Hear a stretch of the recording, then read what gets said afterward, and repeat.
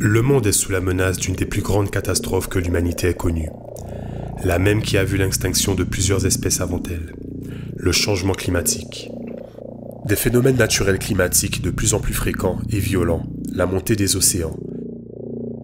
D'ailleurs, tout cela a déjà commencé. Le responsable, l'activité de l'homme. Allons-nous pour autant baisser les bras? La réponse est non. Au milieu des Amériques, une petite île tente de résister à la fatalité, de combattre la menace grandissante en montrant l'exemple. La Guadeloupe. Forte d'une volonté de réduire l'impact négatif sur l'environnement et dotée du fonds européen, le FEDER, la société guadeloupéenne s'organise. Ses fers de lance, la région et l'ADEME. En Guadeloupe, nos consommations d'énergie, à la fois pour les carburants et pour notre électricité, proviennent en très grande majorité de sources fossiles, du pétrole ou du charbon. L'impact de ces consommations énergétiques est une très forte émission de gaz à effet de serre, plus importante que la moyenne nationale. Même si nous sommes une petite île, nous contribuons donc au réchauffement climatique et nous pouvons agir pour réduire nos impacts négatifs et changer notre modèle économique. Mais dans un contexte mondial de réchauffement de la planète et de changement climatique, la région Guadeloupe accorde une importance particulière à la thématique énergie, d'autant plus que nous sommes un territoire qui n'est pas interconnecté. En Guadeloupe, nous n'avons ni pétrole ni charbon. Notre richesse à nous, c'est notre potentiel naturel. Nous avons un éclairage, une luminosité extraordinaire, un potentiel de vent important grâce à des alizés réguliers, un potentiel de biomasse aussi qui est non négligeable notamment sur la canne, le potentiel en termes de géothermique et enfin la mer avec toutes les énergies marines qu'il est possible de développer. Nous n'avons pas l'intention de gaspiller nos sources d'énergie renouvelables. Le but, c'est de réduire la consommation énergétique tout en promouvant la production et la distribution d'énergie de sources renouvelables. L'objectif que nous avons, c'est que d'ici 2050, que nous ne dépendions plus de personne pour la production de notre énergie.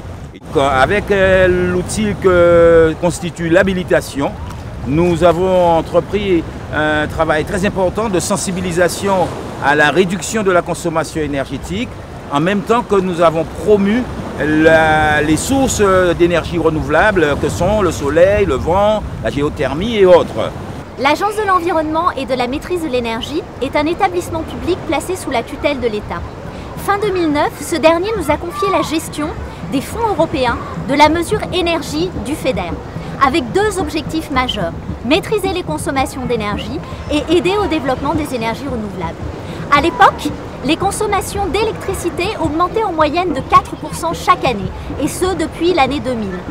Et au niveau des énergies renouvelables, elles représentaient environ 12% de notre consommation totale d'électricité. En partenariat avec la région Guadeloupe et avec EDF Archipel Guadeloupe, nous avons mis en place un plan concerté et complémentaire d'action pour parvenir à ces objectifs ambitieux. L'Europe a aidé à financer plusieurs de ces dispositifs. Le premier a été la mise en place de conseils pour l'ensemble de la population, mais également pour les entreprises et pour les collectivités.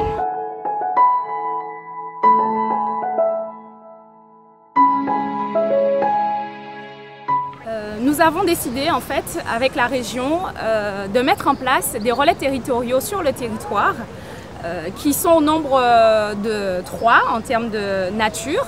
Les espaces info-énergie qui apportent des conseils en maîtrise d'énergie et sur les équipements à avoir chez soi aux particuliers. Les chargés de mission qui sont dans les chambres consulaires à destination des entreprises.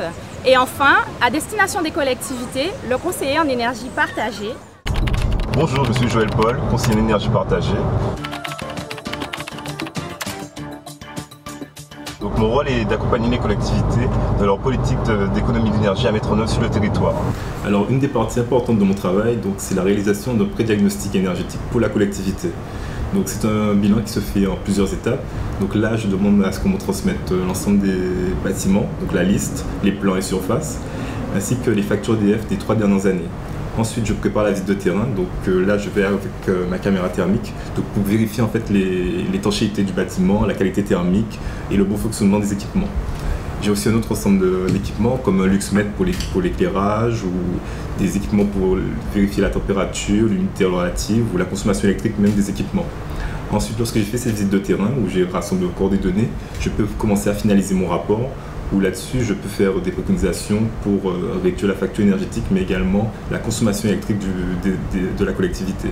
En plus de tout cela, le conseiller met en place et anime des actions d'information, de formation et de conseil sous forme de salons ou de conférences par exemple. Enfin, il définit et met en œuvre un plan de communication à destination de collectivités territoriales en lien avec les animations prévues. Grâce à l'action du conseiller, les collectivités de Guadeloupe peuvent appliquer des préconisations portant sur des changements de comportement et des investissements qui leur permettront de réaliser des économies d'énergie et donc de réduire leur facture énergétique.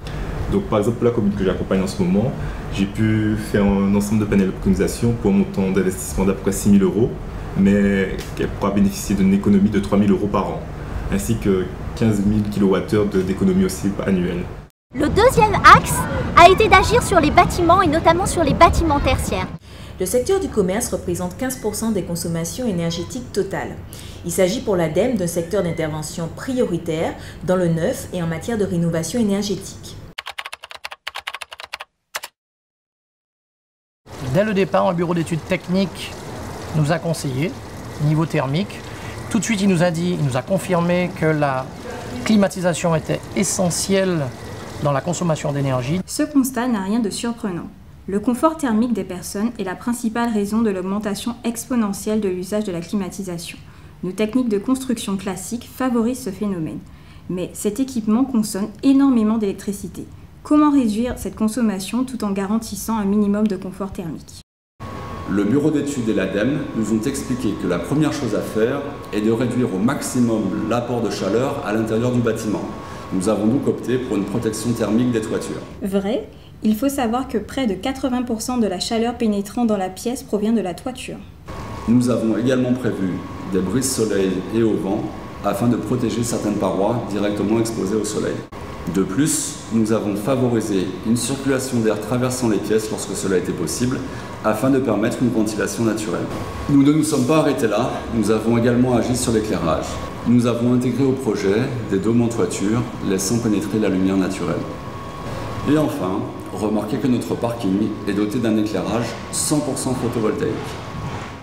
L'une des grandes priorités sur cette dernière période a été pour nous d'accompagner les gros consommateurs d'électricité à mettre en place des pratiques vertueuses pour réduire cette consommation. Dans l'optique de répondre aux exigences grandissantes du confort thermique des personnes tout en limitant l'impact financier, la direction de l'aéroport a décidé de lancer un programme d'action défini par un bureau d'études conseil.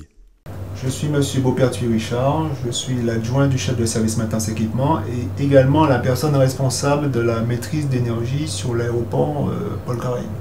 Le plan MDE, initié en 2011 avec un fort partenariat en ce qui concerne les études avec l'ADEME, c'est décomposé en 4 axes. Donc nous avons un axe qui concerne le bâti en lui-même, c'est-à-dire les toitures, les protections de films solaires.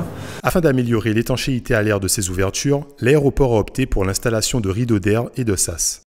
L'inconfort par rayonnement et éblouissement est marqué en différents lieux. Il s'ensuit une surconsommation d'énergie. La première action est donc l'amélioration de la protection solaire des façades. Ainsi, des brises soleil, des films de protection solaire et même des affichages publicitaires seront posés. Des auvents extérieurs seront également mis en place afin de protéger les baies du rayonnement solaire direct. Un second axe qui concerne les équipements performants. Alors, la climatisation de l'aéroport est faite par un système à eau glacée avec accumulation d'énergie. Donc, l'une des actions consistait à remplacer les 9 pompes de circulation d'eau glacée sur l'aéroport. Le poste éclairage a également été visé dans ce programme de maîtrise d'énergie. Donc, nous avions anciennement des projecteurs de 150 watts, 200 projecteurs que nous avons remplacés par des projecteurs de 80 watts, d'où une économie substantielle à ce niveau-là et moyen de dégagement de chaleur également. Le troisième axe concerne le comportement des différents usagers sur la plateforme aéroportuaire. Ainsi, la direction de l'aéroport sensibilise les personnes aux gestes simples mais efficaces à avoir vis-à-vis de l'usage de la climatisation ou encore de l'éclairage sur la plateforme aéroportuaire. Pour cela, elle a mis en place un plan énergie bureautique qui consiste en la diffusion d'un kit d'accessoires à économie d'énergie accompagné d'un document synthèse incitant à l'utilisation de ce kit. Et le dernier axe concerne le post-énergie. La puissance électrique fournie par les moteurs utilisés sur le site peut être également optimisée par certains équipements électriques tels que des batteries de condensateurs. Nous avons également agi grâce à l'aide européenne sur la construction de bâtiments neufs exemplaires au niveau énergétique et notamment de haute qualité environnementale. La haute qualité environnementale des bâtiments est un concept apparu au début des années 90 et qui s'est depuis largement développé. Il ne s'agit pas d'une réglementation ni d'un label, mais d'une démarche volontaire de management de la qualité environnementale des opérations de construction ou de réhabilitation de bâtiments. Elle peut être certifiée. Elle s'appuie d'une part sur un système de management environnemental de l'opération établie et conduit sous la responsabilité du maître d'ouvrage, d'autre part sur les exigences environnementales définies à l'origine du projet selon son contexte et les priorités du maître d'ouvrage. Le secteur hospitalier revêt une grande importance dans nos interventions compte tenu des besoins énergétiques dans le secteur dû à leur activité, dans le neuf mais également en matière de rénovation énergétique. S'agissant du neuf, les projets de haute qualité environnementale peuvent être accompagnés. L'organisation du plan masse de cette opération a été dictée bien entendu par la géométrie de la parcelle, mais aussi par les ressources naturelles avec lesquelles il a fallu composer, notamment le soleil et les alizés. Vous avez derrière moi les grandes ombrières qui couvrent le parvis et les terrasses et les toitures terrasses et qui permettent à ce que le soleil ne vienne jamais frapper les façades de ce bâtiment. Pour compléter l'architecture bioclimatique, vous distinguez derrière moi les jalousies, les débords de dalles horizontales, la grande ombrière marron, les débords de toiture et les couleurs claires des façades et de la toiture verte qui participent en réalité à repousser la chaleur du soleil pour l'empêcher de pénétrer dans le bâtiment. Toutes les maisonnées de l'opération bénéficient de patios qui sont baignés de lumière, qui sont protégés du soleil par les débords de toiture que vous distinguez derrière moi, et bien sûr qui seront végétalisés avec des espèces locales de façon à rendre l'espace agréable. Quelques puits de lumière répartis dans les circulations du bâtiment permettent de compléter la pénétration de la lumière dans les circulations et réduire les consommations d'électricité liées à l'éclairage artificiel. Le bâtiment bénéficie d'une isolation thermique globale de 6 cm de laine de verre sur les parois verticales et 10 cm sur les planchers des combles de façon à rejeter toute la chaleur à l'extérieur. Le confort thermique dans les chambres est assuré au moyen d'un système de climatisation. Vous avez au-dessus de moi les grilles qui permettent de souffler un air rafraîchi et de le reprendre pour que la température dans la pièce soit homogène, soit au travers d'un dispositif de ventilation naturelle sur certaines maisonnées de cette opération. Chaque bâtiment est équipé d'une installation de production de chaude sanitaire solaire dont vous distinguez les capteurs derrière moi et qui permet de couvrir 50% des besoins de chaude sanitaire annuels. L'un des aspects remarquables de ce projet réside dans son installation de climatisation solaire. En effet, plus de 420 kW frigorifiques vont être produits directement par l'énergie solaire au travers du champ de capteurs solaires dont vous distinguez les supports et les premiers éléments en train d'être mis en place derrière moi, et de machines à absorption et d'une tour de refroidissement qui constitue l'ensemble de cette installation. Et enfin, dernier axe, nous avons soutenu des opérations exemplaires d'énergie renouvelable dans différents types d'énergie, de façon à montrer des pistes qu'il était possible de développer dans l'avenir.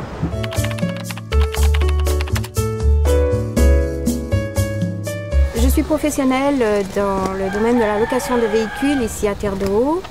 Et j'ai fait le choix de vouloir donc renouveler mon parc de scooters bruyants par des petites voitures électriques. Oui, mais attention, ce qui détermine le caractère polluant d'un véhicule sont les émissions de gaz à effet de serre et de particules liées à son fonctionnement. En Guadeloupe, l'électricité est produite à plus de 80% à partir de charbon et de fioul. Elle émet 17 fois plus de dioxyde de carbone dans l'air qu'en France continentale. Ainsi, un véhicule électrique raccordé au réseau EDF n'est pas une solution respectueuse de l'environnement, car il est finalement plus polluant qu'un véhicule thermique classique. Si on développe le véhicule en Guadeloupe, on doit donc éviter cet inconvénient et essayer de développer des sources d'énergie renouvelable qui vont alimenter les véhicules électriques et qui vont permettre d'avoir un bilan environnemental positif. Alors quelles sont ces sources d'énergie renouvelable? Alors, en premier lieu, le photovoltaïque.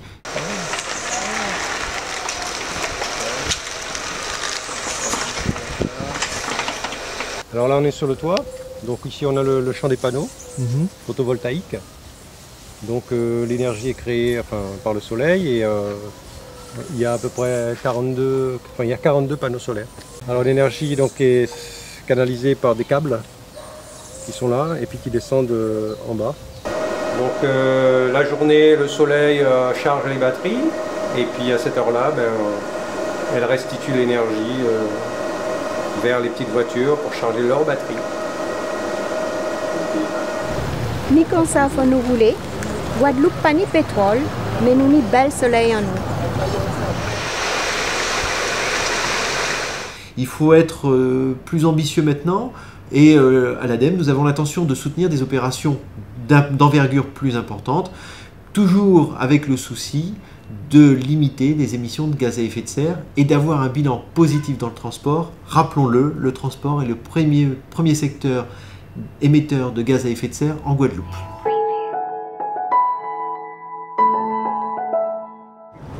Les résultats sont très encourageants. Nos consommations de carburant et d'électricité sont totalement stabilisées depuis 2010 et la part des énergies renouvelables dans nos consommations électriques a atteint un nouveau record en 2014 avec 19% de nos consommations. Nous sommes sur la bonne voie pour relever le défi. Donc avec la période 2015-2020 qui s'ouvre, c'est 49 millions d'euros que l'Union européenne met à notre disposition pour toutes ces actions. Soyez assurés que la région Guadeloupe sera à l'avant-garde car aujourd'hui, nous passons pour des pionniers dans la campagne de transition énergétique. Arrêtons de penser que l'énergie vient d'ailleurs. Nous sommes riches d'énergie. Utilisons-la intelligemment. Tel est l'objectif de la région.